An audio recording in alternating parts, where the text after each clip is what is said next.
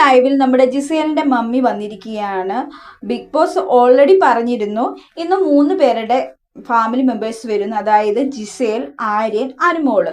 അപ്പോൾ അനുമോള് ഇന്ന് ഓടി വന്നിരിക്കുകയാണ്. പിന്നെ ബിഗ് ബോസ് വേറൊരു കാര്യം കൂടെ പറഞ്ഞായിരുന്നു, ഇന്നലത്തെ പോലെയല്ല, നിങ്ങൾക്ക് ആദ്യം നിങ്ങളുടെ പേരൻസ് വരുമ്പോൾ കാണാം, അവരുടെ പെട്ടെന്ന് തന്നെ കണ്ടു കഴിഞ്ഞ് പെട്ടെന്ന് തന്നെ ടാസ്ക് ചെയ്യാൻ വേണ്ടി ടാസ്ക് റൂമിലോട്ട് പോകണമെന്ന് ഓൾറെഡി നമ്മുടെ ബിഗ് ബോസ് അനൗൺസ് ചെയ്തിരുന്നു.